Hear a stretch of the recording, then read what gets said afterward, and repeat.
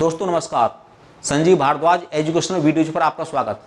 दोस्तों मैं आज विचार रखूंगा इस बारे में कि राम मंदिर का निर्माण जरूरी क्यों था और ज़रूरी क्यों है। इस बारे में दोस्तों हमारे देश के बारे में कहा जाता है कि यूनान और मिस्र रोमा सब मिट गए जहाँ से, और क्या बात है कि हस्ती मिटती नहीं हमारी।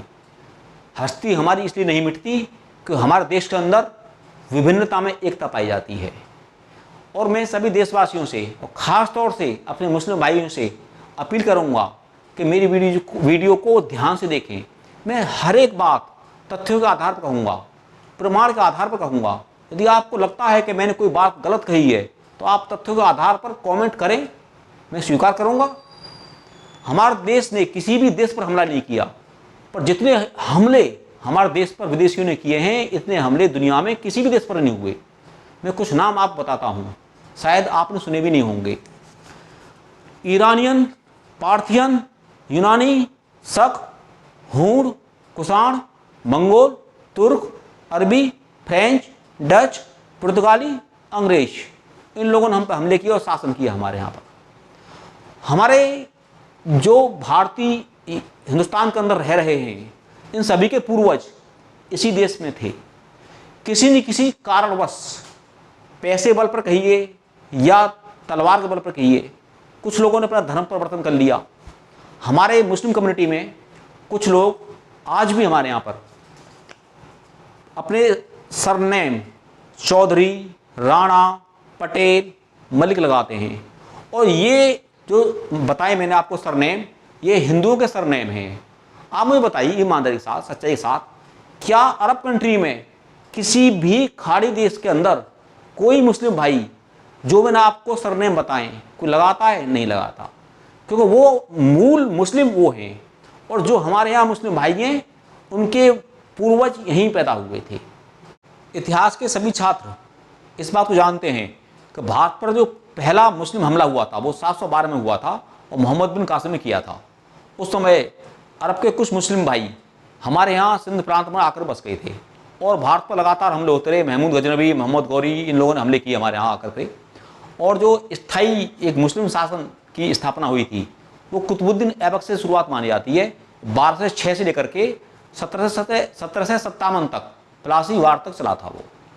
और इसमें हमारे यहाँ मुस्लिम शासकों में काफ़ी मुस्लिम शासक ऐसे थे जो कट्टरपंथी थे।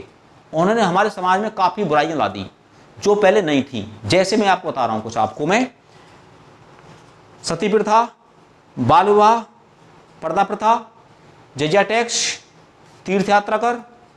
और इनके साथ साथ सबसे बड़ी दुख की बात यह है कि हमारे यहाँ कुछ कट्टरपंथी मुस्लिम शासकों ने 39,000 मंदिरों को तोड़ करके मस्जिदों में और मकबरों में कन्वर्ट कर दिया।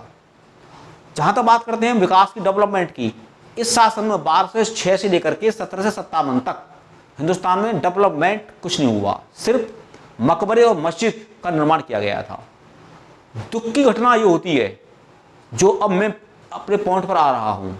बाबर के सेनापति मीर बाकी ने 1528 में अयोध्या में राम मंदिर को तोड़ करके बाबरी मस्जिद का निर्माण कर दिया था।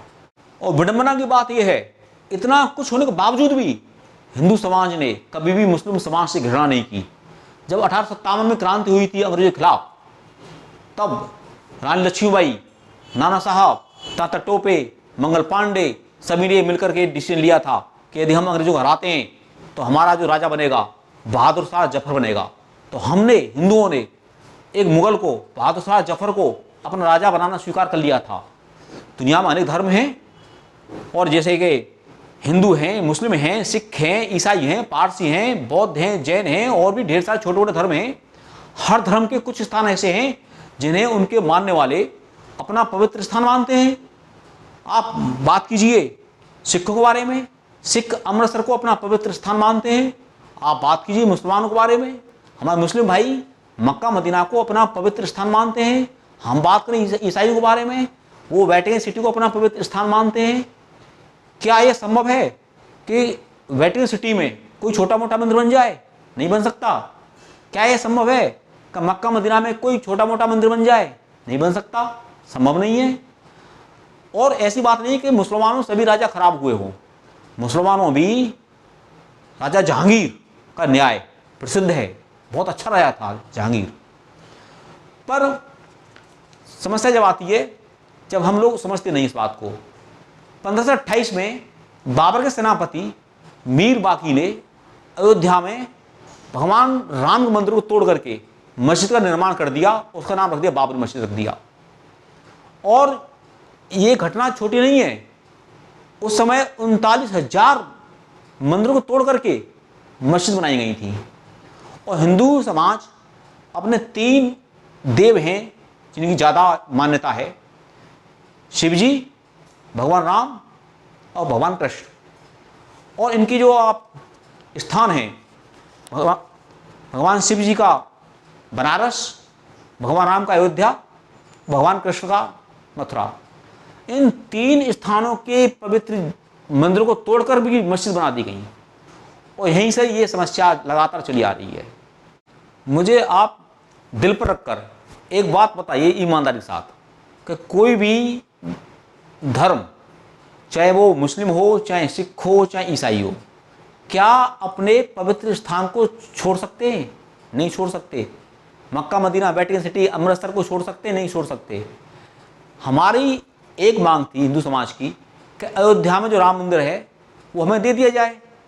500 साल से इस पर लगातार कोर्टबाजी, मुकदमेबाजी, संघर्ष, लड़ाई झगड़े, दंगे फसाद, हजारों लोगों की, निर्दोषों की हत्याएं हुई, माता बहनें विधवाएं हुई, बच्चे अनाथ हुए, किसी नेता की मौत नहीं हुई। आखिर किसको क्या मिला? कुछ नहीं मिला। कुछ पार्टियां मंदिर के समर्थन में और कुछ पार्टियां मस्जिद के समर्थन में खड़ी हो गई और हमें आपस में लड़ाती रही और अपना उल्लू सीधा करती रही और सत्ता बने रहे। अब ये अच्छा मौका आया है, ये गोल्डन चांस है देश के लिए कि सुप्रीम कोर्ट ने डिसीजन दे दिया है कि जो ये स्थान है अयोध्या में, वहाँ राम मंदिर था, इसलिए वहाँ राम मंदिर का निर्माण किया जाए। इसलिए मेरे सभी देशवासियों से अपील है कि सामाजिक सद्भाव बनाने के लिए हम आपस में मिलजुल कर रहे हैं। हम सभी को, हिंदू, मुस्लिम, सिख, ईसाई, कोई भी क्यों ना हो, हमें इसी जमीन पर रहना है, इसी देश के अंदर रहना है। फिर लड़ भिड़ कर मतभेदों के द्वारा क्यों रहें? आपस में सहनशीलता के द्वारा रहें और मंदिर के निर्माण में सभी लोग बढ़ चढ़ कर भागीदारी करें, एक मिसाल कायम करें समाज के लिए और पूरे विश्व के लिए कि हम एक हैं और एक रहेंगे। और आप जानते हो वैसे भी हमारे कई देश दुश्मन हैं, जैसे चाइना है, तो इसलिए हमारी सबकी जिम्मेदारी है भव्य राम मंदिर निर्माण करें, सभी लोग बढ़ चढ़ कर भागीदारी करें, कोई इसमें अड़ंगेबाजी न करे, कोई इसमें पार्टी पॉलिटिक्स न करे। ये सभी देशवासियों से जुड़ा हुआ मामला है। और मैंने जो आपके सामने विचार रखे हैं वो आपको किस प्रकार लगे, आप कमेंट के माध्यम से मुझे बताएं और मेरे channel Sanjeev Bhardwaj educational videos को सब्सक्राइब करें। और मेरे जो विचार रखे हैं, मैंने राम मंदिर निर्माण जरूरी क्यों है और क्यों बनना चाहिए, इसको अपने दोस्तों पर और समाज में सभी हिंदुस्तान वासियों पर शेयर करें, जिससे हमारे जो आपसी मतभेद हैं, मनमुटाव हैं, वो दूर हो जाएं, मिलजुल कर रहें, तरक्की करें हम लोग समाज में। और जय हिंद, जय भारत।